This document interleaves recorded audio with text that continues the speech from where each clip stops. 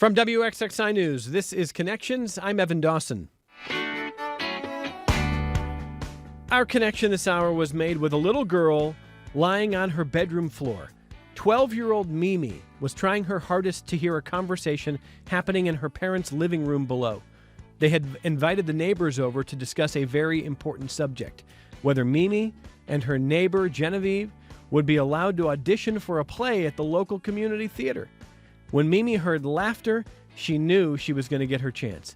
And then she heard her mother making her way up the stairs. Mimi leapt into bed and pretended to be asleep. "Are you awake?" her mother asked when she entered the room. Whether or not she believed Mimi stirring and moaning as she feigned waking up didn't matter.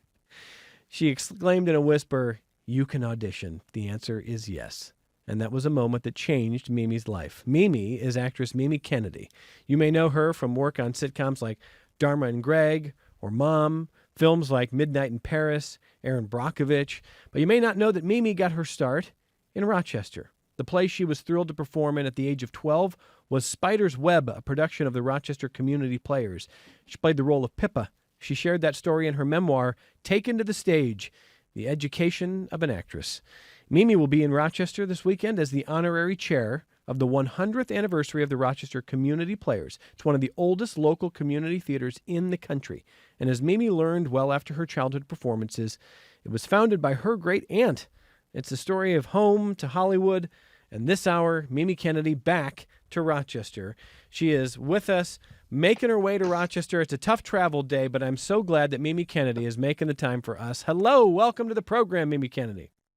Hello. Are you hearing me on the video app or on my phone? That was my only We got question. you. Yeah, we got you. I love loud and clear. Doing great here. Can I hang? Okay. I might want to hang up the phone, but then I'm afraid that everything You can't. will I'm go being nuts. told you can do that, and I am not the chief technology officer of this. All right, this here program. it goes. All right. Here it goes. Fingers crossed, hanging up the phone, staying on the video app. Oh. Am I there with you? Mimi, Yeah. can you believe how technology has changed throughout your life and career? Oh, don't talk to me about it. I was 9 hours at an airport yesterday with a whole bunch of my fellow Americans and others. And I got to say, the airport personnel were amazing. And they knew just how stressed they were and everybody else was. And I was trying to use my phone to get in touch with people. And they kept asking for passwords. And what is your password? And do you need a password? And so it was stressful. And that was technology. But, hey, it allows us to do this. I'm in Binghamton right now. And I'm talking to Rochester. I'm so happy that I'm coming back there. Well, we're grateful that you're making time for us, and I want to welcome in studio with us Michael Krickmire is the president, and he's a producer with the Rochester Community Players. Welcome. Thank you for being here, Michael. Well, thank you for bringing us here. Absolutely. And Karen Olson is a board member and historian for the Rochester Community Players. Welcome to you as well. Thank you. Thanks for inviting us. Oh, Michael and Karen, I know you're excited to see Mimi on the screen. You're going to be excited to see her here. Pretty big weekend here with Mimi Kennedy coming. What does it mean to RCP? What does it mean to you, Michael? It means a lot. I first read that Mimi was an alum of RCP back in 1987 when I was the actual hired producing artistic director there. And she joins a long line of professional actors who got their start right here in Rochester. So it's going to be great to meet her. You want to add to that, Karen Olson? Well, certainly I was the lucky one who had a conversation with Mimi Kennedy via a Zoom call. I got connected to her through her cousin, Mindy Mangan, who I did not realize because her name wasn't Kennedy. And later I found out that Mimi's aunt was a Mangan. But she helped me get in connection with Mimi, and Mimi and I have talked. And after we talked, I said, would you consider being our honorary chairperson representing both the Mangan and the Kennedy families? Her immediate reply was yes. And that was the best answer I'd heard in a long time. Well, there's a lot coming up with Mimi. Let me tell you what's coming up this weekend here. Tomorrow, There's a book signing from 3:30 to 5 at Writers and Books on University Avenue. So from 3:30 to 5, Mimi's going to read from her recently re-released memoir, Taken to the Stage, The Education of an Actress. Everybody I know who's talked to Mimi said, you're going to love talking to her because she is such a great storyteller. And it's reflected in the book as well. So the book available, Mimi will be there tomorrow, 3:30 to 5 at Writers and Books. And then on Sunday, the RCP's 100th anniversary celebration, 4 to 7 at the Century Club on East Avenue. Tickets are still available, I've been told. So if you want to join the fun there and meet Mimi and head out there on Sunday, it's from 4 to 7 at the Century Club on Sunday afternoon. Mimi, when you think about your earliest memories of Rochester, what comes to mind for you? You know, it's the landscape, it's the ecology, it's the trees. I have a friend who calls it the deciduous East. When I went to New York City, I loved it, but it's a concrete jungle of canyons and high rises. And when I got to LA, it was desiccated. It's dry. It's a desert. It's lovely. The palm trees and the beautiful ocean, mountains even. But there's nothing like Rochester's lakeside, green, lush landscape. And that's what I think of. I had trees that I still think of as my friends, maple trees in the front yard. And I had a very parochial Catholic education school church. And I had very funny father, Daniel G. Kennedy, lawyer, and I had a glamorous but also very down-to-earth mother, Nancy Kennedy, who acted at Community Players. So I had an amazing mix of sort of spiritual, religious restriction, generous ecology, the weather. It was so dramatic. Maybe that's what taught me to be dramatic. There was snow and thunderstorms and heat. We don't have that where I live now. It's much more normally regular, the same. And that's what I think of. Yeah. Well, you know, if I'm remembering right here, so you got this story where you're 12 years old and you just want to have a chance to audition, and yet, to me, the irony is your mother says you can audition, even though you write in your memoir that your mother was not a fan of child actors because your mother thought child actors were lousy versions of both children and actors, which is amazing. Is that true? Yes, exactly right. Yes, she, sing out, Louise, was her greatest fear, that she would become a stage mother. And I do think it was repressed ambition. And she saw a lot of her Brooklynite neighbors go to Manhattan, I think, and audition for things or be on radio then. And their mothers were pushy and helping their careers. And I can't help but think there was something in my mother's mind going, gosh, it was me. I know I would have been good. But she didn't want to be that person. And they wouldn't let me go to New York until I had finished college, even though I was invited to meet an agent and a director midway through Smith College. And my parents said, absolutely not. Got to have your education first. Clearly, RCP was good to you. And I also understand that even though you and your friend Genevieve both wanted to try out for Spider's Web, you didn't want to share the part with her? Oh, no. And I'm going to out my friend from childhood. And I don't know where she is now. God, I would love it if she's anywhere near Rochester. I'm hoping people will come out of the woodwork and I'll be confronted by people I never thought I would see again. But her name really was Madeline Traynor. So Madeline, if you're out there, I don't know if it's still your maiden name. I don't know if you're this side of the grass, but Madeline Traynor lived across the street. She was a year younger than I was, and her mother and my mother were friends. And Madeline and I shared the part. So I will out her as Madeline now. But Genevieve was useful as a pseudonym. But I didn't want to share.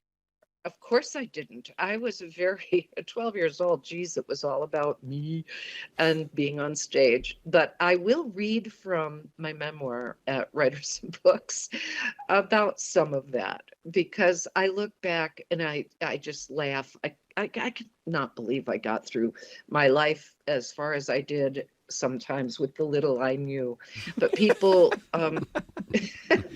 people were kind to me, and I guess I was good at what I did. But yes, Madeline and I had to share the part. And Harriet Warren, then the director of the theater, with her husband, George, and I will read about their fractious and yet intact marriage as well. They knew to keep us apart. So once we were sharing the part, I never saw her rehearse. I never saw her at the theater, which was probably wise. It's like, you know, how shrinks have different entrances and exits so that you don't feel you're sharing the attention. Yeah. Well, you've got these interests, not only yourself with the Rochester connection, which is a delight for people who maybe have followed your career but didn't realize that you were one of us, a Rochesterian. But also, you have these other interesting connections. You received coaching from Bob Forrester, friends with John Lithgow, who is also has roots here. And can I ask you about a letter from his father written to your great aunt? Yes, great aunt Frances Landy Mangan. She was sisters with my grandmother, Catherine Landy Kennedy Love. She was married twice because she was widowed early by Mr. Kennedy, the grandfather I never knew. Frances Landy Mangan was a professional actress, and she trouped with Otis Skinner and John Drew and Ethel Barrymore. In 1915, 1916, she was on Broadway. She was there when they shut the theaters down for the Spanish flu, and she organized a sort of a troupe of Broadway actresses to go into people's tenements and help clean up and feed their children if people were sick. I mean, amazing stuff. And she married this war hero of World War I. She married him in 1 hour because he was going to be deployed. And he said, we have to get married. And she went down from Syracuse, where she was trouping with Otis Skinner, married him, Catholic priest married them, was with him 1 hour and got back up on the train and went back for the evening performance. She retired when she got pregnant and came to Rochester. And I hadn't known this for the longest time, but she helped with Mary Finucane, who really started Rochester Community Players. But Frances Landy Mangan, with her professional expertise and skill, was very involved in the beginning of the theater, and she was president from 1939 to 1953. So my roots at Rochester Community Players were even deeper than I knew. And she was wonderful. I wanted to read the part about her because she had that very 19th century way of talking and being very, very particular about her consonants and vowels. And so I used to listen to her and watch her at family gatherings on Sunday regularly after church.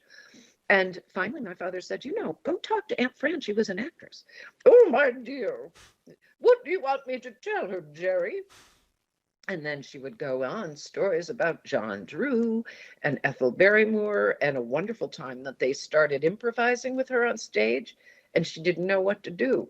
And she told me later, he wanted me to state character. That was a very important thing for every member of the repertoire to know. I was terrified. I got off stage and the stagehand said, oh, Miss Landy, here's a chair. You look like you've seen a ghost. And Ethel Barrymore apparently chewed him out later and said, don't you ever do that to our young maid again. That's how Frances Landy told the story to me years later. Why don't we talk like that anymore, Mimi? What has happened to that affect? I don't know. I don't think they teach elocution, and we're 2 centuries later. This was the 19th century. And I had Aunt Ruth Warwick. She was by marriage cousin, and I start my book with her. She was in Orson Welles' Citizen Kane, cast as the wife because Orson Welles said, I needed a real lady for the part, and you're the only real lady in Hollywood. But she had very oval vowels too, but it was much deeper and a little more Hollywood. Oh, Jerry, oh, it's so good to be in Rochester. She visited us once.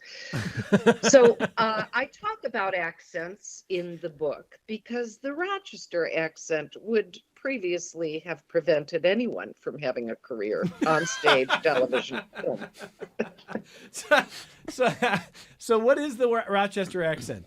Describe it, and I mean, obviously we're all sort of doing it, I guess, but They still say people, well, I did Mom, Alice and Janney just used to laugh at, I mean, people just laughed at the way I talked. And I'm like, why? I'm not saying anything. And they confused it with Frances McDormand's Minnesota thing. But I call it the Great Lakes accent. It sounds like Chicago. It's flat vowels, Chicago, and especially Rochester has a flat A.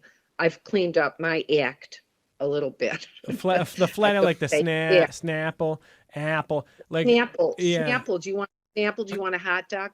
So, but I still talk like that when I hear myself. I go, oh yeah, there it is. Yeah, it's still in there. I had a very nasty review, but my mother never forgave this woman. She had been a classmate, I think, at the U of R, and I hope she's not here listening. I think gone by now. God bless her. Harriet Van Horn.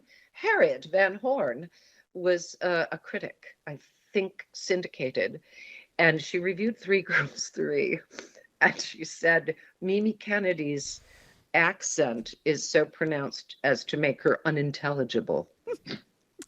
Wow. That was a review of my first television performance, and my mother never forgave her. But I call it the Saturday Night Live effect. Once Gilda Radner and some of those Chicago actors, John Belushi, later Bill Murray, got on television doing comedy, the accent thing was off the table. You could be as regional as you wanted, and it only improved your delivery. So I benefited from that somewhat. Did you hear me say that? See how careful I am? I hear that. You know, you've beaten it out of yourself there, Mimi. Although it's still lurking below the surface. It's lurking. Get me on the phone for 10 minutes with a friend from Rochester, and I'm back. See, I'm back in Rochester. When I got here in 2003, I'm from Ohio originally. I got here in 2003, and I had a videographer. A photojournalist who told me that it's not Rochester. He says it's about a syllable and a half. It's Rochester. But it's a long says it's mostly like most of the emphasis on the ra, and then it's like it's just a blink of an eye. Well, to give our burg a bit of class, I will point out that that's very British. You see things called looks like Leicester. And they call it Leicester. Leicester Square. It's not Leicester Square. It's Leicester Square. I know that there are many other examples, none of which I can think of now, but saying Rochester instead of Rochester is more or less, it could be a sign of good breeding. Let's go with that for sure. Is there a regional accent in this country that's the hardest for you? Yes. Oh my God. I don't know if you can guess, but every actor says it can be a career killer if you do it wrong. And there are many actors who come from them there. Matt Damon, Ben Affleck, a few more. It's Boston. Boston, yeah. Boston is a bear. Boston is very hard to get right because I veer into Long Island when I try it. Nobody's really quite sure. Southie, I can't do it. I'll just embarrass myself if I try. But I would need a real dialect coach. I have auditioned many times with my attempt at my best Boston accent. I don't think I've done any of those parts. We're talking to the great Mimi Kennedy, an actor, an author. You should pick up her book if you're interested in more of these kinds of stories. Tomorrow at Writers and Books from 3:30 to 5.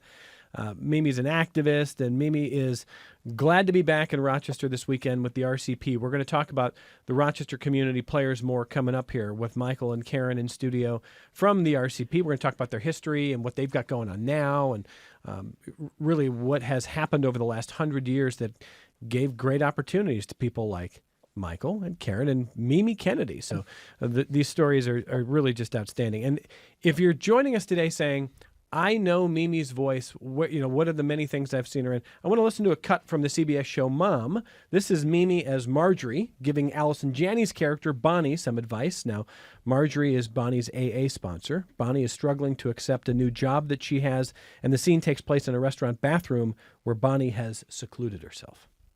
Bonnie. No. Why do I keep locking myself into smaller spaces? Go away. I'm not going anywhere. Well, then I guess I live here now. What are you doing, Bonnie? Oh, don't go all Marjorie on me, please. I hate my boss. There's no underlying blah, blah, blah. Now, there's always underlying blah, blah, blah. Are you trying to blow up your life? No. Okay, let's play a game. Pretend I'm your boss. Goodbye. That job puts a roof over your head. Why are you so resistant to doing it? Because I hate it. It's humiliating. I'm in my 50s and I'm plunging toilets. This was not the dream, Marge. Okay, what is the dream? Well, I don't know, but it doesn't involve chasing raccoons out of a garbage closet. But that is the job. Right, and if I do it well, then I'll be doing it for the rest of my life, and then that's just who I am. Damn it, we just found the underlying blah, blah, blah. Look, you might not be doing what you want to with your life, but that's not Rita's fault. Shut up. Bonnie, the job isn't who you are. It's just what you're doing on the road to what you're gonna be. You said shut up. So, we've got the audience laughing, but there's a lot of relatable stuff there, Mimi. Oh, God, it's reminding me how much fun it was to act with Allison Janney. My God, we had fun. It's about the 12 steps. It's about recovery. Quite frankly, I think it was a cultural earthquake in a way, a culture quake. This was a way to introduce everybody to the comeback road from anything. And it is always open, and we always need it on some level. And I don't think anybody ever did it as well as Chuck Lorre did in Mom. And I will say there was a lot of recovery, a lot of 12-step in that writer's room. And it introduced me to the 12 steps and to that full panoply of programs. I mean, it's not necessarily just AA or even Al-Anon, Narconon, blah, blah, blah. There's adult children of alcoholics. There's so many free places to create a community to speak about the most important things that you never say to anybody else, and except maybe a shrink for much more money per hour. I think Mom did an amazing job, and I get hugs still in parking lots. I have amazing stories that I hope to tell in a second memoir about people I have met because of having done that show. But Allison Janney and I had such a good time acting those characters. And I remember her saying to me once behind a door before we walked into our set and started the scene, she went, "I don't know what I'm doing with this character." I said, "I don't either, but we're in the moment and I think it's real." And bam, we walked out. I've never had so much fun acting with somebody as I did with her. I mean, it was like... James Gandolfini. I will say James Gandolfini was as much fun. There's the top two. I like it.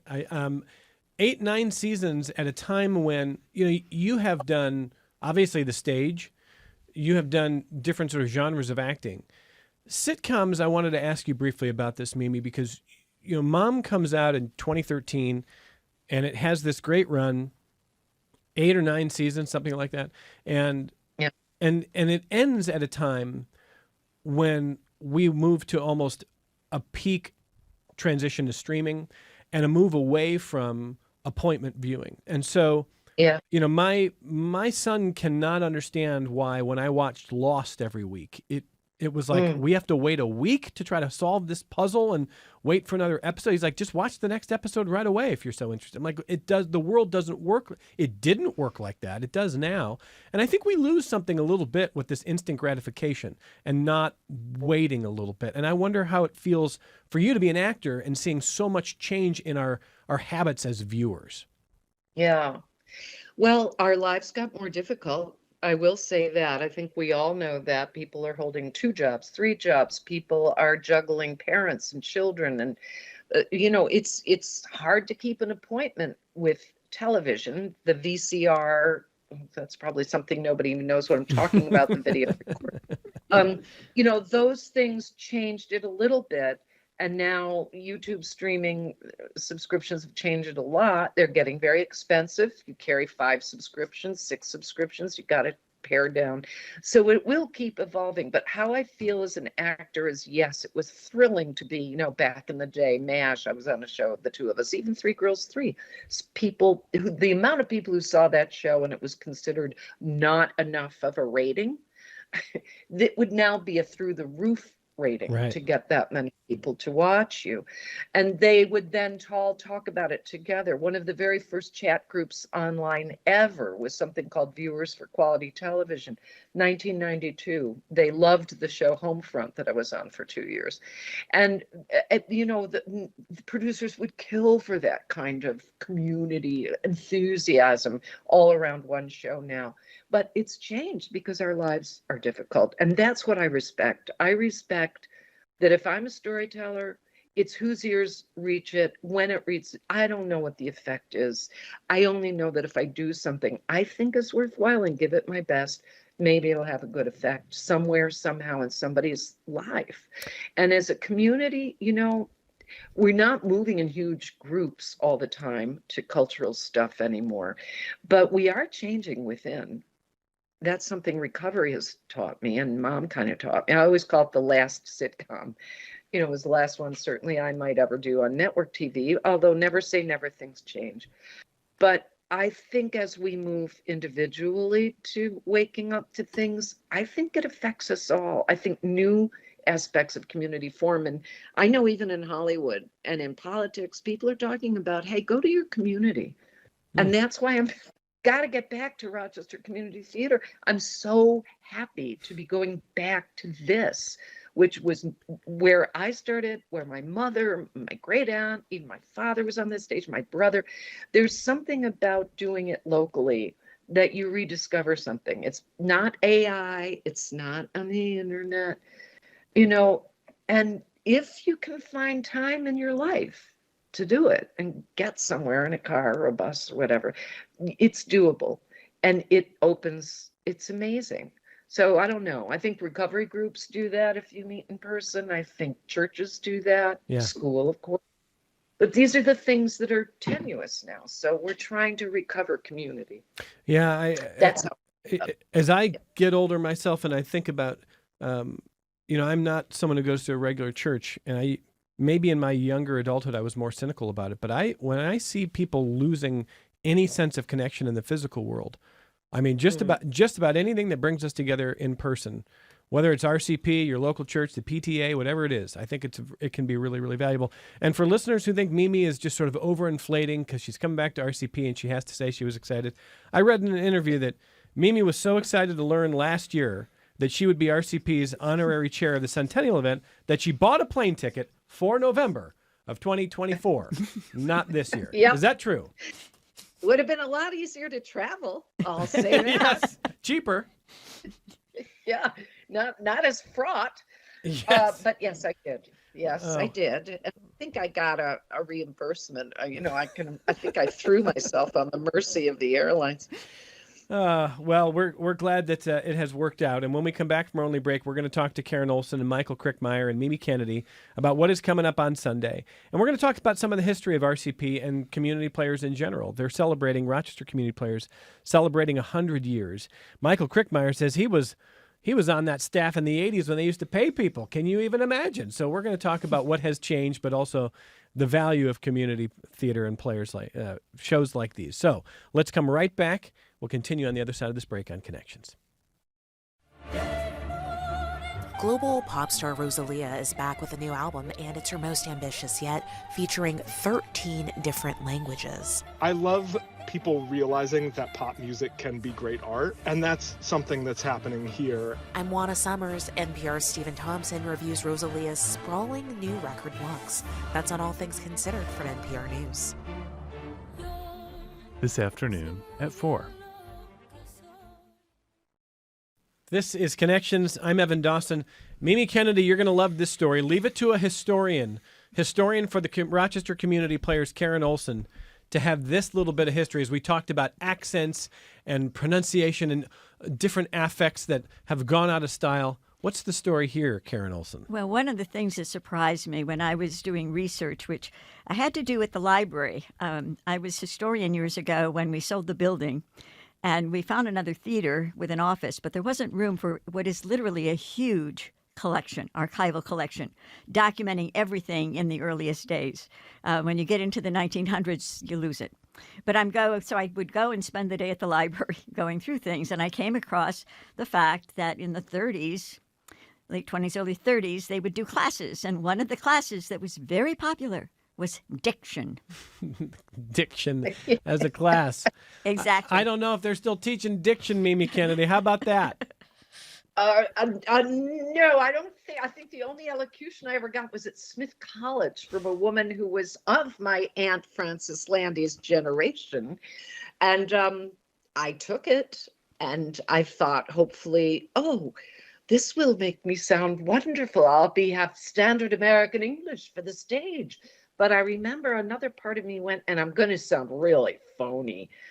So I struggled with that. Probably my natural comic aspect fought against any kind of veil of plastic surgery for my voice, let us say. But I have a feeling Frances Landy Mangan had something to do with the promotion of elocution or diction classes. I think she was involved in the theater from its inception, although she might, I don't know. Karen, I defer to her. Man, Karen is amazing. I genuflect to Karen and everything she's done. I also love to listen to your voice, Karen, and it's a delight.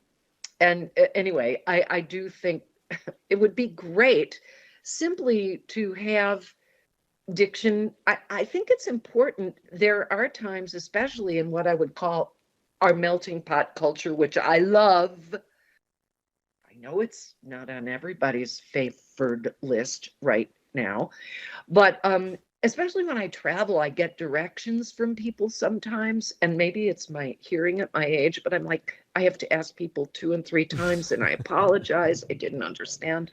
And I'm thinking, wow, is that a thing that we need? My son is married to a Japanese woman that he met after Brown University, and he went to Japan having already learned Japanese because he loved video games and anime. And he was in a remote mountain region of Japan, assigned to a school, and his job was to repeat after the teacher the proper way to say the English words. All Japanese children have to learn English as a second language. That's instructive in its own way. But the funniest thing he told me was it was his job to put on a Christmas pageant.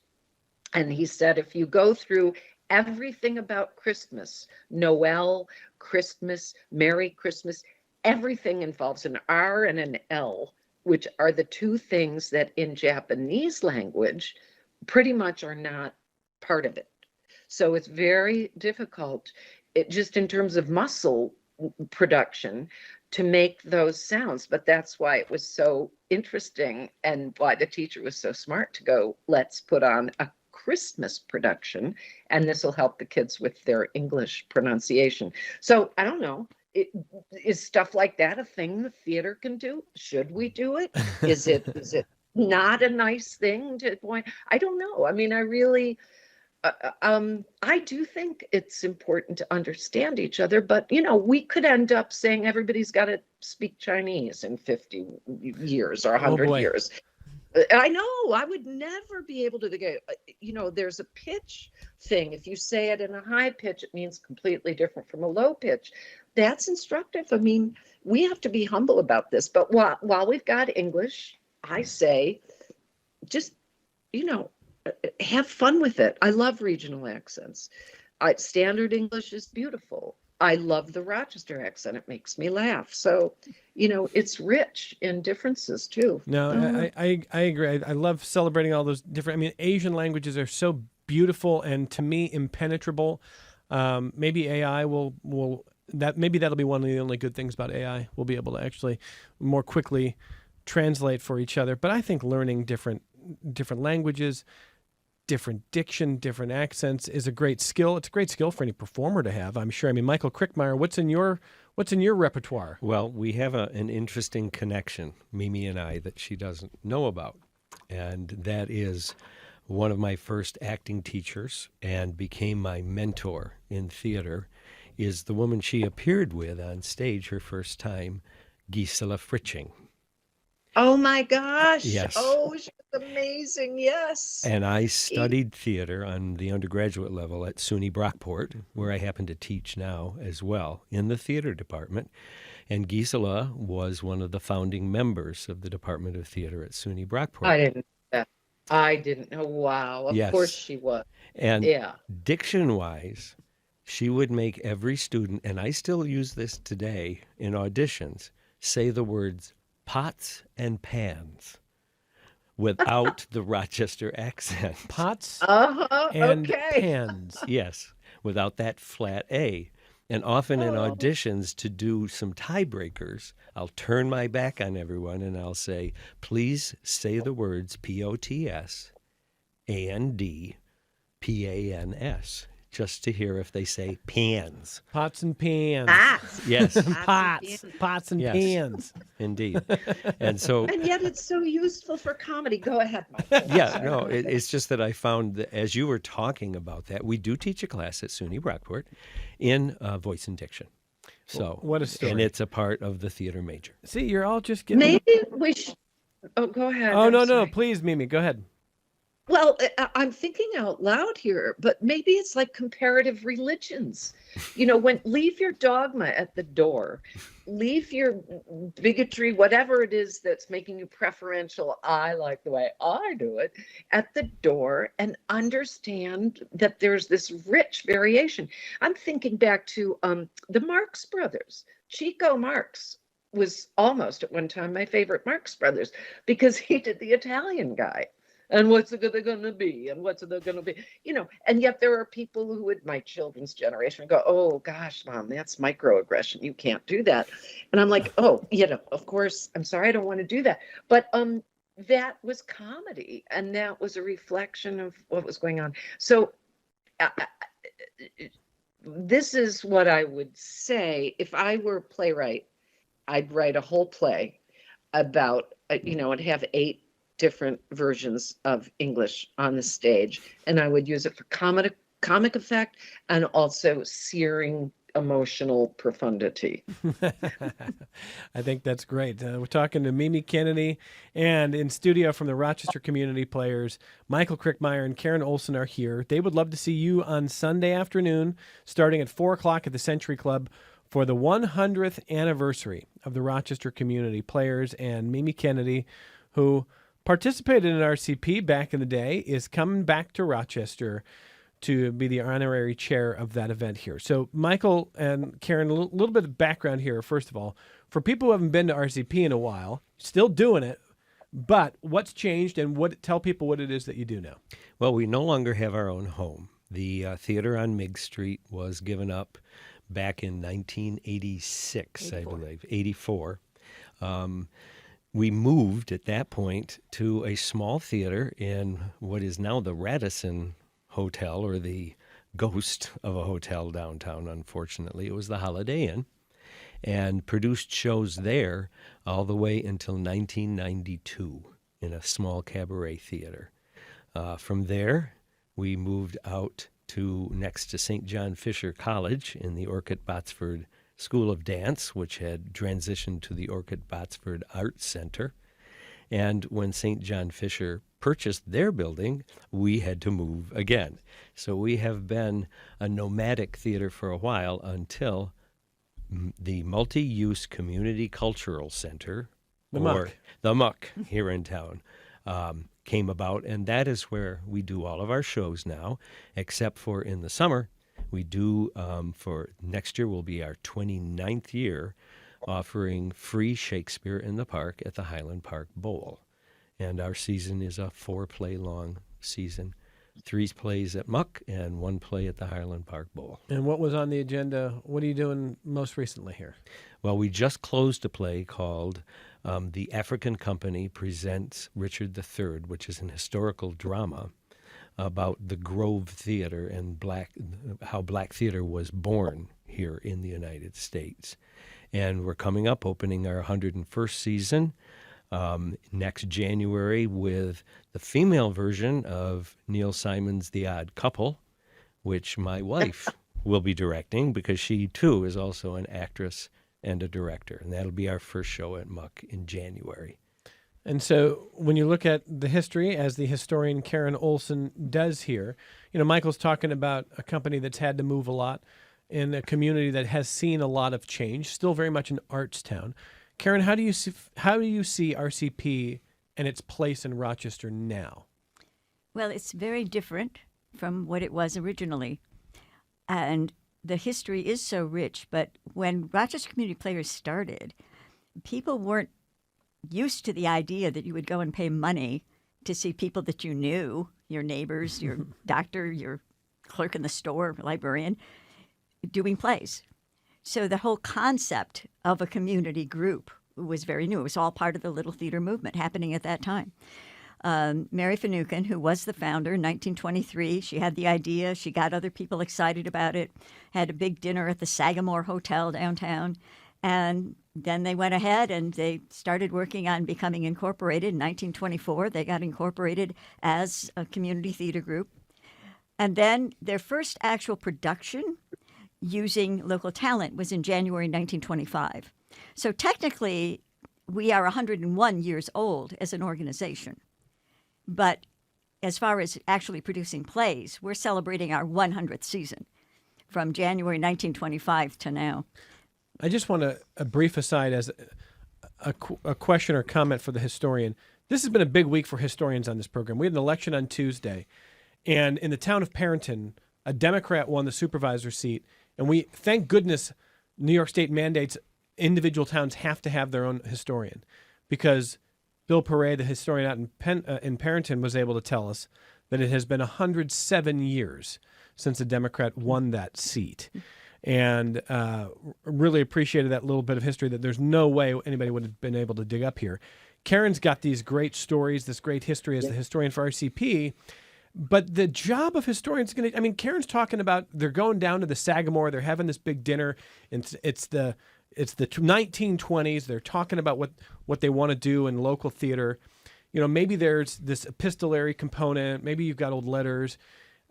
Now, what are the historians of the future going to say? Like, nobody goes out, nobody sees each other.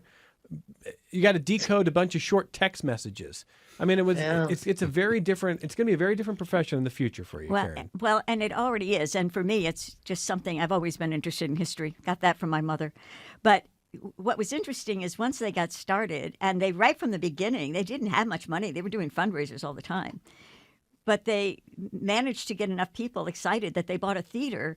And in 1926, they started their own theater group with a remodeled old church that everybody started calling the Playhouse. And for the first 50 years, they were the only game in town.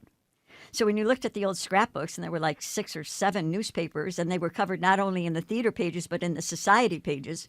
So you would hear about who had the dinner parties before opening night and what they were wearing to the show. And you'd have not only the list of who's in the show, but the list of the ushers. I love it. It was a totally different world. Blackfriars came along and 25, after that. But for a long time, they had an open game. Yeah, go ahead, Mimi.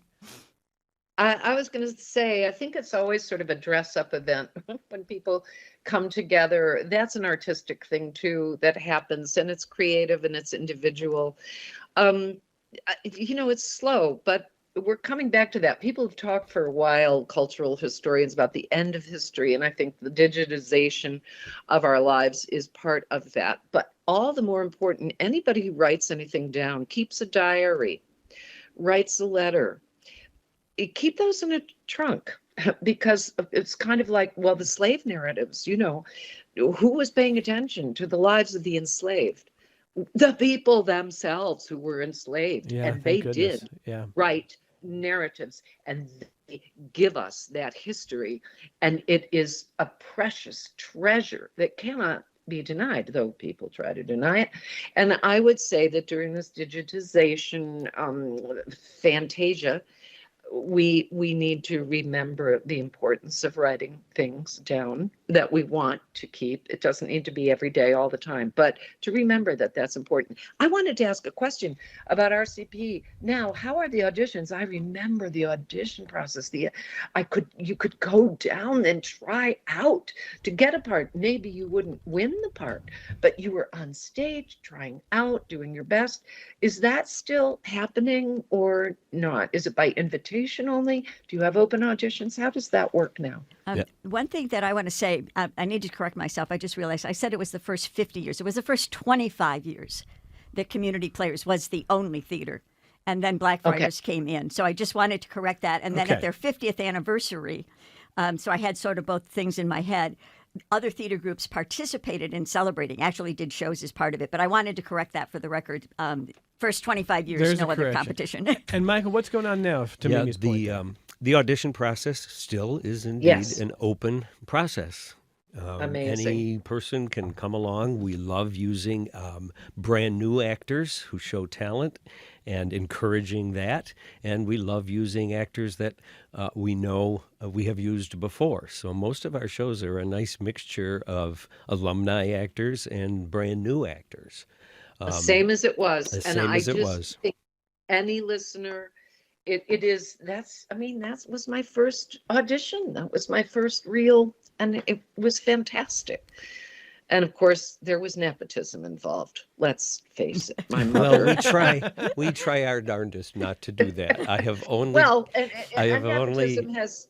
Yeah, They still talk about spoiled Mimi. me It in brought other great ways. shame to RCP. But I'll be honest. It's getting to know the theater. Later on, I was beaten out with a very important early part by Julie Garfield.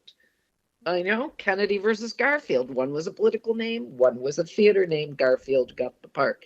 And Lucy Arnaz versus Mimi Kennedy for a wonderful Neil Simon musical. Lucy Arnaz. So it worked against me as well, but I'm just saying those were open auditions, and it's a part of the process of learning to be an actor. And whether you're professional or whether you're just doing it to play and have fun and show off, which is something that is our right as human beings, and theater gives a structure for it that is so celebratory and wonderful and community driven. And when you're in a play with other people, you never forget those people. That is a community that lives, even if you don't get in touch with each other afterwards. You remember the things you learned together. well, Michael, you want to tell us a little bit more about what's coming up Sunday afternoon? Sunday afternoon is our soiree. It's going to be a wonderful party. It's at the Century Club on East Avenue. And the best person to probably tell you what is actually involved in this soiree, other than meeting Mimi and having the chance to talk with her, is Karen, because she was on the committee, the Centennial Celebration Committee, that my wife and another lady by the name of Linda were the chairman of. But Miss Historian here All right, Karen, the floor is yours. Tell us about Sunday. Well, keeping the current history as well. There you go. This was my year, Evan. Anything we did, there was something in RCP's history that would connect to it. It's just amazing that this group has weathered ups and downs and successes and about anything you can imagine. Somewhere in the history they've done it. But for the soiree, we also, when we kicked off the opening and Mimi Kennedy appeared on the screen, we announced, our big announcement was she would be our honorary chair, and she told the story herself about buying the ticket too early to come to the soiree. But we had an exhibit. We called it Rochester Community Players 100 Years in Photos. There's 87 photos from 1924 through 2024. That exhibit will be back up at the Century Club, so people who didn't see it will see that. We will have costumes. We have a huge costume collection at Community Players. You can imagine all these years. They're all over the floor of my living room right now. Yeah. And so we're going to have some outfits on display around people can look at. We're going to have music throughout, and there will be performances of songs from musicals that RCP produced at different points throughout the evening. We're going to have wonderful. It's not a sit-down dinner where you're only talking to the people around you. It's going to be one where you wander around and you get to talk to everybody, and there will be gourmet hors d'oeuvres, and the Strath Allen is the company behind all of that, and just so much going on. And then we've had I talked earlier about theater groups taking part in our 50th anniversary. Many local theater groups are very generous, donating tickets that will be prizes. So it's going to be a fun event. People are dressing up a little bit because we don't get to do that a lot. And it's just going to be fun to celebrate, and Mimi is going to be a part of it. 4 o'clock, Sunday, the Century Club. Tickets, can you get them in advance here? Yes, absolutely, online. You can go to our website, rochestercommunityplayers.org, and it'll connect you. Online is the best way. And then if you absolutely make a last-minute decision, you can come to the door. Yes. $75 per person. So that's on Sunday afternoon, 4 o'clock. Tomorrow afternoon, starting at 3:30, Mimi Kennedy is going to be doing a book signing at Writers and Books on University and reading from her recently re-released memoir, and they would love to see you there as well. Mimi, I got about a minute left here. You've done so much over the years, and as you say, you never know what you can do next, but if you could go back and do one role again, the most fun you ever had was what? Well, there's two. Acting opposite James Gandolfini in The Loop, which was an anti-war movie, which very close to my heart, nonviolence, but also Homefront, in which I played Ruth Sloan, the woman you love to hate, a post-World War II bigoted woman who learned every episode something about grief and privilege and change and race and many things. I loved playing Ruth Sloan, and I brought a lot of Rochester to that role. Oh, dear. So, There's a lot of Rochester to that role. well, she had one of these kind of voices, but she was a Ohio woman, but she had one of these a little bit upper class. We want another martini, dear? So, yeah.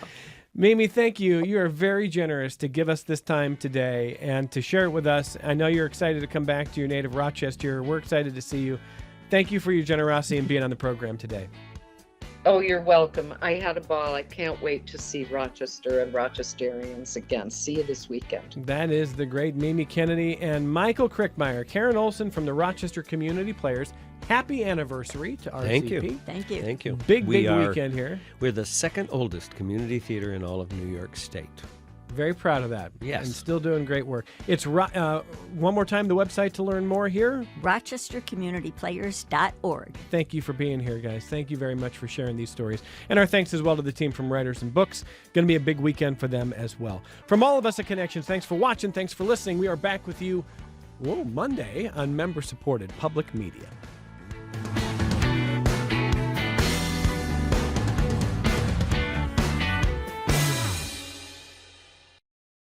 This program is a production of WXXI Public Radio. The views expressed do not necessarily represent those of this station, its staff, management, or underwriters. The broadcast is meant for the private use of our audience. Any rebroadcast or use in another medium without expressed written consent of WXXI is strictly prohibited. Connections with Evan Dawson is available as a podcast. Just click on the Connections link at WXXInews.org.